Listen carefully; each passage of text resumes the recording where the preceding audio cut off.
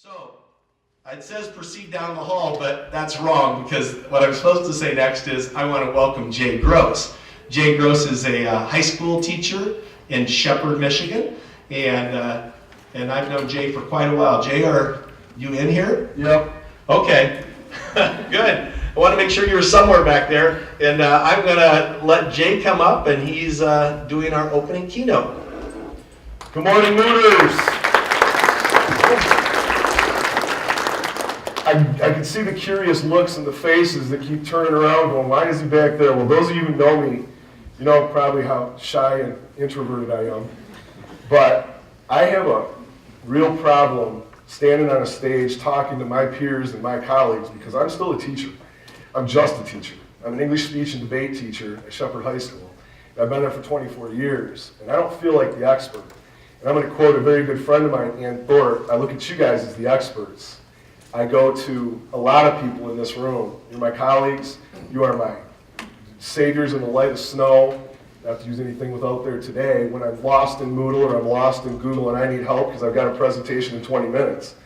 So to stand up there and lecture to you, well, my students who are here today filming will know that that just doesn't happen. Because if I go more than 20 minutes, they pretty much tune me right out. And the other thing is my wife, the other day when I was working on my presentation, she looks over at me and she says, "You're nervous." Yeah? Why? How did you know that? Well, you're doing your presentation, you got a glass of scotch. You've never done that before. She goes, "What's the deal with this one? You just were in Oklahoma on Monday." And I said, because I don't know those people. They flew me down there, I got to talk to them, I had a great time. The people in this room mean a lot to me, and it's a challenge. So I want to impress them, I want to make them proud. Because sometimes in this world of technology, you guys, we walk out of here and we're bombarded with so many ideas that sometimes we forget about being a kid in that classroom with teachers shoving those ideas in their face. And I kind of lately been picking up more and more gigs with just being a reminder. But I want to just give you an idea of just exactly like the people that are involved that we've got right here. And one of the things that we've got, I've gone through, and I'm hoping this remote will start to work for me. Kirk.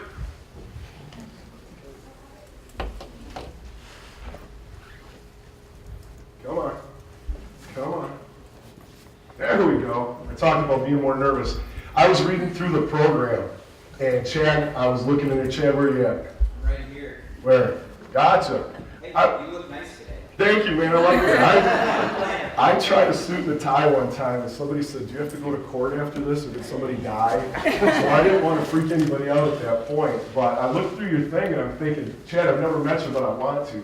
Because when you start looking through the quizzes and the tests and the power that's inside of Moodle, I mean, I want to pick other people's brains and see what's out there. Which then led me to Steve Dennison. Steve, where you at? Right here. Hey, one of my Blick friends. So, and we're kind of like a family with that blended learning in the classroom. And I read through Steve, and I'm looking with the lessons. There are so much power in the lessons, and he's breaking it down to such an easy level for you. And a lot of people are fearful of the lessons in Moodle, but once you get it, teachers, we're control freaks. We're the great and powerful Oz behind the curtain. The lessons do that for you. Go become Oz. So I would definitely recommend going to one of Steve's presentations. Next up, I got Jody and Pete Rude, husband and wife team. My wife's a band teacher, so I can relate to what these guys go through. I know their passion for education. And if you go in there, it's not just a sit and get. That's going to rub off on you. It will. It will rub off on you. You hear, Tiff? My fire plug. She was unfortunate enough to have to get stuck in my classroom for a while. But the one thing I really like about Tiffany is the passion. You see it in her eyes, you see how excited she is, and she's about the kids. It will rub off on you. Sue Schwartz and Val Coffey are involved in everything. I don't care where I go, you've got a resource there, and they're in it because they love it. Sue should have retired probably about 15 years ago, but she's here because she loves her job. She enjoys it. It's not work for her. I saw her last night. She's got the same glint in her eyes at the social. No, she wasn't drinking. She was just drinking water. But she looked real good, and she's all set about it. Val's the riot, the passion, and I love the Coke teddy bear. Over on the left-hand side, is that really chattering? Can you guys hear me okay? Is it? Okay. Just double checking. I'll move it around. I hear a rattle. I'm deaf in my right ear, so everything sounds funky to me. But Melissa White's there, and she's got her 21 things going on. But I look at Melissa, and when I start thinking about her and her passion, I start thinking about, well, she's got this cabin up in the UP, and she worries about animals like I do, and she posts videos of saving the birds and things because she cares. She's in this business because she cares right down to the smallest type of life. Then we got Smiley. I have never seen this man when he was not smiling. That's one of the things about it. Andy is so passionate, and I'm telling you, if you have something that you cannot embed, call him. Any time of night, text him, no matter what you do. He loves that, okay? But the man is always smiling, and it rubs off on you when you see it. Andrew Steinman, oh, that poor man. When Melinda and Ann hired me for the Blip, they put poor Andrew with me. Andrew, very conservative, very even keel, very intelligent, me. So we were like Laurel and Hardy, Abbott and Costello. But he taught me something in the Moot a few years ago about taking the drop-down menu in the testing. And now what I do is I found a new way to torture my students. I take their essay, one of them's actually filming today, and I put that essay in Moodle in the test. And then if they have that problem with there, and there, I create a drop-down box. They have to read their own work and correct it, and they don't like it. I enjoy it, and I love it. I gotta give a plug out here too, though. Brian Smith from Ingham, where you at? Hey, we finally meet, Brian. I met Brian through email because I wanted that plug-in, and Kay and I were working on it, and I felt so bad for that guy because when I first email somebody and I'm impatient, sometimes email doesn't convey the tone. So Brian, if I did, I apologize, but I come off brash and obnoxious because I am. So, but I was so happy you were here today. Kay Hauk, she's the one that keeps getting me into these things and does these trainings. She's in the back of the room. I've never seen her sit still. The only person that's more of a twit is Ann Thorpe. So the bottom line with it is, Kay is a phenomenal resource putting stuff together. Speaking of the devil then, on the left-hand side is Ann, who's a near and dear friend of mine who I've stolen quotes from, I've stolen ideas. She is such a fire plug. If you want to get Ann talking, ask her about the pea pod. She has these things called sweeties, her grandchildren, and if you look at what's in her eyes when she talks about them, that's the way educators should talk when they talk about their classroom. Their passion. You should be able to see that it's there. And her thing one, thing two, Melinda Waffle, you inspire me. You fight every single day, woman, and all I do is see you smile. You are such a good person, and to do what you've done on social media and share what you're going through to make the rest of us stronger, I worship the ground you work on, woman. You have good people in this room. They are a resource you should tap. And I'm going to go so far as to say the people in this room are the very best in Michigan. They're so good, they're coming in from Australia and Iceland to work with them. Tap these resources.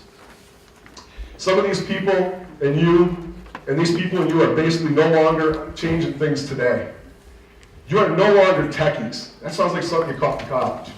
We're not dealing with that anymore. We're not techies. We're not tech geeks. We're not tech nerds. I want to change that. It sounds derogatory. And as I was doing this, I'm driving along in my Suburban. Thank God it came with a DVD player. My son's 6, 7, and 8. Cloudy with a Chance of Meatballs 2. I listened to the movies. And suddenly the guy says, my Thinkwinauts. My Thinkwinauts. And I was like, Thinkwinaut? It's like an astronaut and somebody who thinks. I like that. So I thought, you know what? I'm going to change it. We're going to be Techwinauts from now on. We are going to be Techwinauts. And I posted it to Twitter back on September 11th because we are studying educational technology and applying it for the betterment of all humankind. So if somebody looks at you anymore and says, oh yeah, you're just one of those techies, one of those tech geeks. I'm going to tell you straight up, look right now, I have a Techwinaut. Plant your flag. We're good people. Let's get started. When I look at a keynote and I come to a keynote, I don't really want to be taught. I go to a funeral, and a lot of times I walk out of there and I think how precious life is. And I have a renew for the day. You know what? They charged me an extra bag for my garbage last month. I had to pay $46.50 instead of $45. And I was irritated. And then as I looked at it, something happened on ESPN this week with Stuart Scott. I'm going to talk about it. When I go to a funeral, I had a student whose father was killed. It renews that sense of life. I also, when I get to that point I film a lot of weddings. And as I'm filming a wedding, it always comes back to me. And it renews that love I have for my wife. And the hardest part for me is when the bride comes down the aisle, and I see that bride walking towards the camera. I blank out and I see my wife. And it renews that love I have for my wife. A keynote to me, when you come in, you should walk in and get that renewal as an educator. And I don't care if you're an administrator, if you're in college, if you're in high school, what your job is, if you're a custodian or a bus driver. If you're not in it because of the enjoyment of kids, do us all a favor and please get out. Because you are in it for the money. Keynote should inspire. One of the things I look at, this world that we're living in, that picture, you're going to keep seeing it throughout this. Some people can't put it down. Kids can't put it down. We can't put it down. I've stopped fighting that battle with the kids because I've come to the conclusion, if you can't beat them, join them. And then I started thinking about Maya Angelou, because I am an English speech and debate teacher. I love that stuff. People will forget what you said. People will forget what you did. But they're never, ever going to forget how you made them feel. You make a kid feel stupid, there's no relationship there. That kid will not learn from you. But if you have a kid that you found little ways to build up and have him buy into what you're selling and projects and giving him ownership, it's amazing what you can get that kid to do. Excuse me. So what do I think about a keynote? Well, I look at it like with Stuart Scott. You know what? I don't remember any of the statistics and scores that he read. I remember nothing about the statistics and scores and the wins and the losses. But you know what I do remember? I remember when he said booyah. When something was hit out. And then the quote I remember every night when I go to bed, you guys have probably heard it, as cool as the other side of the pillow. He made me feel special by saying that. And the different things that he did. And remember those idiosyncrasies that as educators, what are your kids? What are your students? If you're into RESDs where you teach with teachers, what are those teachers going to remember about you? And if you're just spewing facts, Common Core curriculum, state standards, and pushing towards that test, those kids aren't going to remember that about you. They're going to forget about you. I'm going to back up real quick. If I get a chance, when we get to this point, I'll share this story with you, just how impacting that these kids can be. So remember that if we're at the end and we have time. I could stand here all day and talk to you the stuff about I do about technology. I refuse to block. I cannot see blocking anything. I'm one of those people that says, let's leave it open and teach the kids how to handle it. So when they leave here, they're able to handle it. We don't block it. I never wanted a cookie before dinner until my mother said, no cookies. Then I have to. As a teenager, you have to steal the cookie. What are these kids using today? You know what they're using today. All the basics, and I don't even have Facebook and Twitter on there because it's a basic thing. But one of the things that they're using, and if you start looking at this, I have this on my phone, the 7 deadly apps. We're dealing at Shepherd with after school because it hits everybody, you guys. And one of the things, when you got kids that are going on anonymously damaging other kids and saying things that you would not believe, posting pictures that even myself, who's pretty left-wing, open-minded, can't hardly look at or share with my colleagues, or you have a kid that will get on there anonymously and say to one of my juniors in my classroom, through technology anonymously, you know what? The world would be a better place without you. And somebody replies to it and says, yeah, why don't you just go kill yourself? And that kid walks into my classroom on a Monday. And I looked at him, and I walked up, and I looked right at him, and I said, hey, Kyler, come here. He goes, Mr. Gross, I know what you're going to say. He goes, just give me the dang hug. I give him the hug, and I said, listen, they mean nothing. He goes, my mom and dad, I both had them in class, said the exact same thing. They said you'd probably say that. That's the relationship part, people, that we can get through technology. They say that the kids need better self-control. Well, we got all kinds of self-control. That self-control right there for the Mac, if you download it, I don't know, is anybody using it? How many people keep 10 or more tabs open? Just look at some of you. I mean, I bet you're lying. You put self-control on it. You put in the websites that you want to block, you set the time. 15, 30, whatever. And if it's for 30 minutes, guess what? And you got Facebook, Twitter, your email on there, you can shut the computer down, you can erase the program, but you're going to wait 30 minutes before you see that. Ann and I talked last night about notifications on our phones. You guys, that notification's there. I must answer it immediately. Some people have, willpower. They don't have to do that. There's things out like there to teach self-control. Concentrate is for $29. It works. You want to pay a little more, it's like paying for a better car. Twitter, we start looking at Twitter. I get people all the time, and the one on the left talks about a love triangle between 3 of our teachers. This was Shepherd Confessions that they set up and the things the kids are doing. I like this one off to the right. My wife loved it. A lot of the nasty goes down in the band room. That was news to my wife. She didn't know that. And that's the way the kids are using it. So what do you do with this when they do that? Well, we're trying to teach them responsibility because this stuff comes back. And some people say it's harmless, but it leads to other things. So how do we fight it? I use it as a positive in my debate class. And if you guys are sitting in my debate class, and I've got the affirmative team and the negative team, and they're debating up here, you're on Twitter. And I've got a back channel, #GrossDebate1. And they're talking about the debate and giving positive feedback about what the kids can do. There's always a way to fight negatives with positives. It's how you want to think it through. I look at this and somebody said to me at one time, Twitter's nothing but gossip. Really? Does gossip have MLA format that you can cite in research papers? Because there's the format we use. If you find something on Twitter, and I've got Richard Byrne all over the place on mine, and I use something from him that I cite his tweet. Okay? Online portfolios, a lot of people don't do them anymore. They don't think there's any use for them. I'm very happy and I'm grinning. Because I just had a young lady who graduated with her online portfolio, got hired for $30,000 a year at 19 years old. I got another one who got a job over in Saginaw because they liked her online portfolio. The question was, can you do that for my business? And she did it. They're making really good money doing it. And we're moving now to, if you write a rec letter for one of the kids, I'll catch you, put the video in front of you, and in 60 seconds, just tell me about that kid. So now they read the rec letter, they can download it, and they can see you talk about that kid, and hopefully you've got that passion in your eyes. I'm stranded. I need more power. There we go. We talk about Facebook. It's not about life. Facebook, it's about life. It's not life itself, and some people treat it differently. What bothers me is you get people complaining about all the time. They knock it. Who's trying to teach the kids? Who's trying to teach them the right way to use it? I'm going to go out on a limb here. I know they're recording this, and I'm dead meat when I say this. There is on the books right now at Shepherd High School a communication in the media being written up that we can launch next year. I'm really hoping I get a chance to teach kids social responsibility and digital footprints, because that keg stand at spring break when you go to get a job could haunt you. Those pictures that you send to your boyfriend or things at a certain time could come to haunt you. We're hoping we can get farther to the right side of that curve and launch that class. I would personally like to see it as a requirement.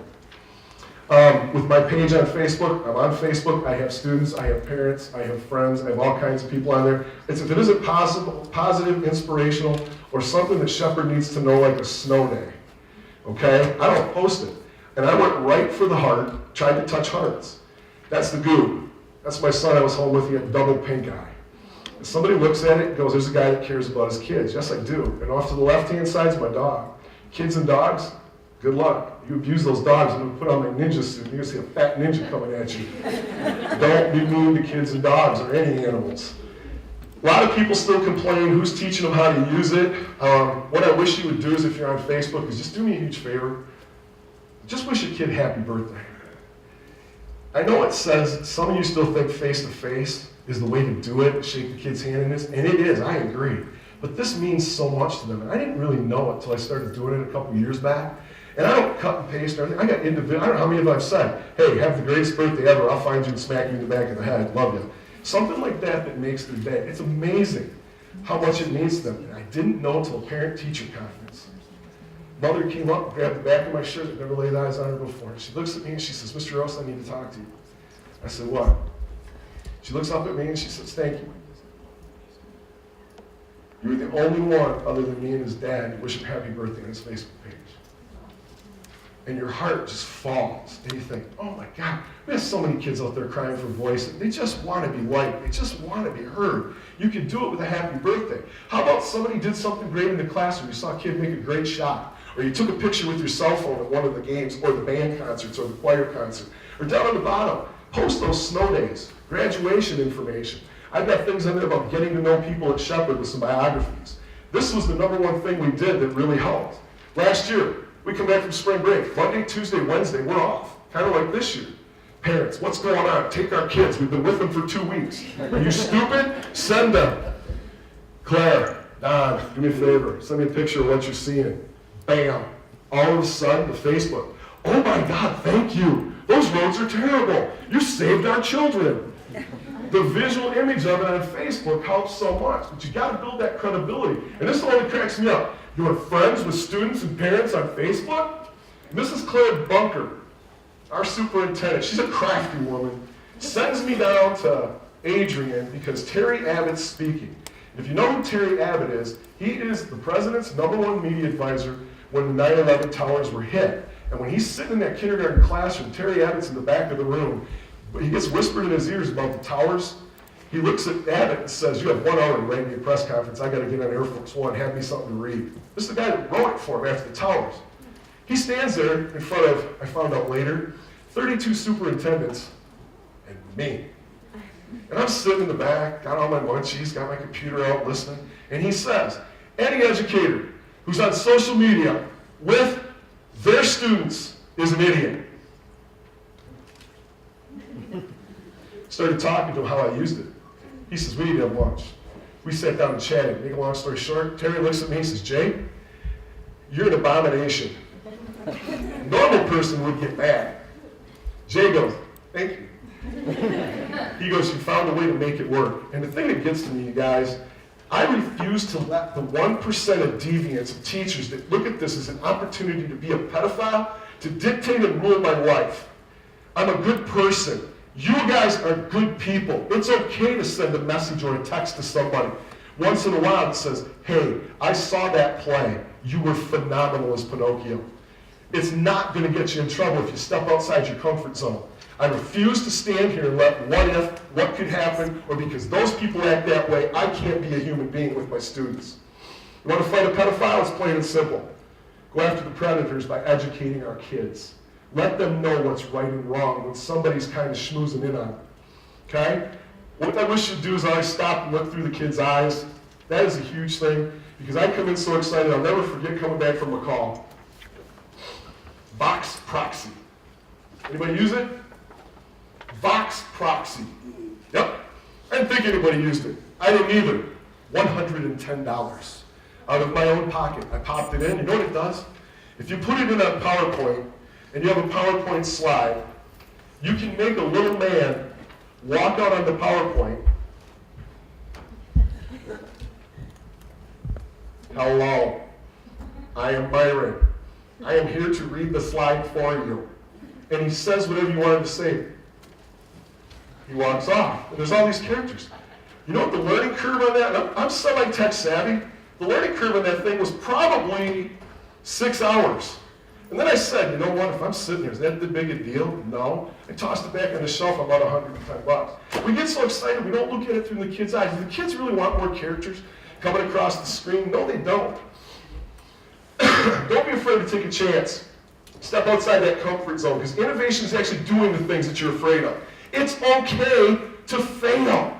It's okay to make a mistake, as long as you learn from it and improve and move back on. Inspire daily, yourself and those around you. One of the things that cracked me up, I was always kind of knocking our Detroit rapper, Eminem. I didn't like his music when it first came out, and then a kid kept me after class and looked at me and he says, Mr. Rose, will you do me a favor, will you read this? And I looked at this, and when it talks about it, I have one shot to teach those kids every single day. I have one shot to have them for a trimester. I have one shot to have them when they're in my grade level. I got to stop passing it up and worrying about so many different things. I want to teach them so when they walk out here, they're critical thinkers. I posted it right above my desk so I read it every day. Realize this profession is a gift. When we start looking at it, it's a job or it's too much work. It is an honor to be called an educator, to stand in front of them. Even no matter what's going on with politics and different things like that, it is an absolute honor at any level to be allowed to teach kids. When I look at it, you have a problem remembering what it's like to be a kid. Please watch this. Oops, wrong one. I'm used to my Mac. I'm sorry, I have to use a PC.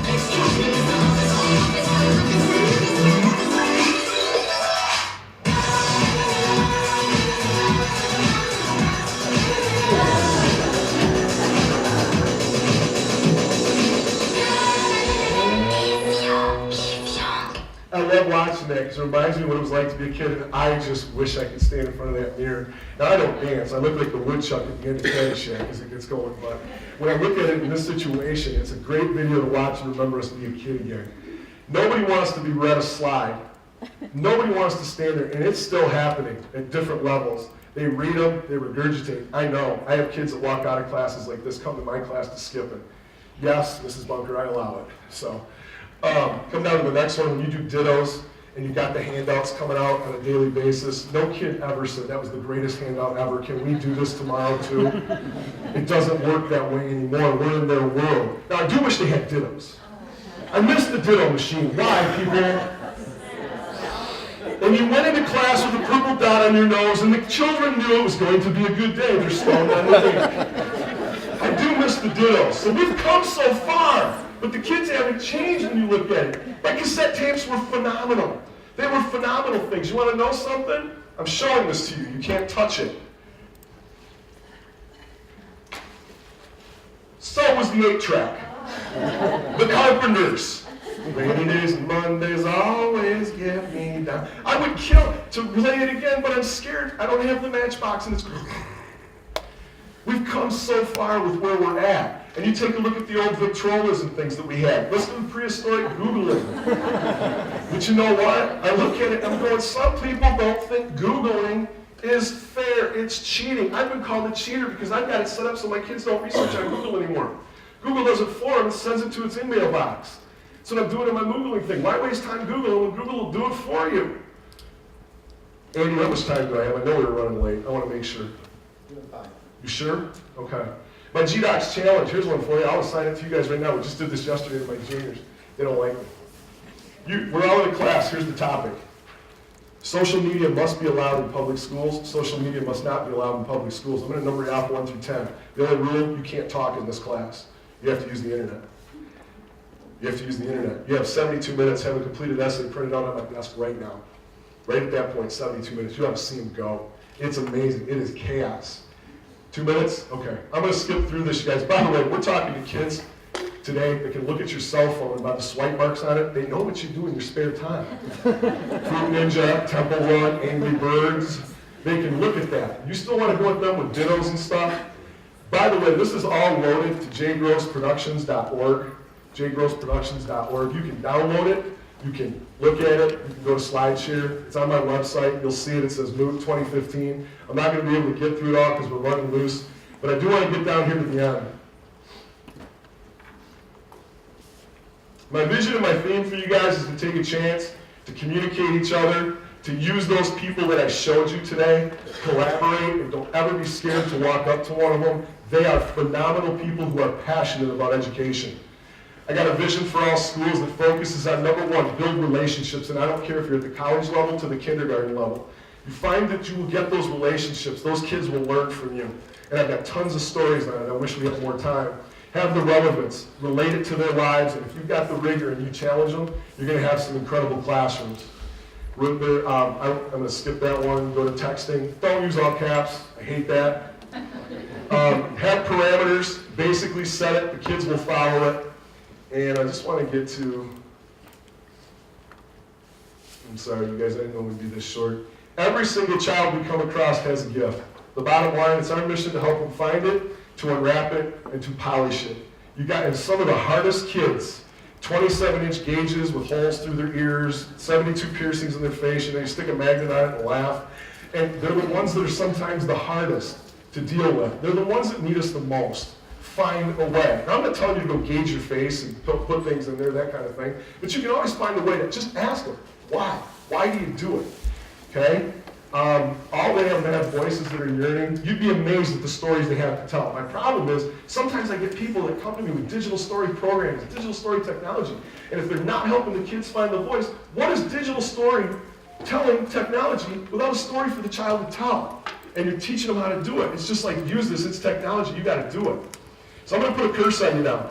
Last but not least, and I'm watching it, Andy.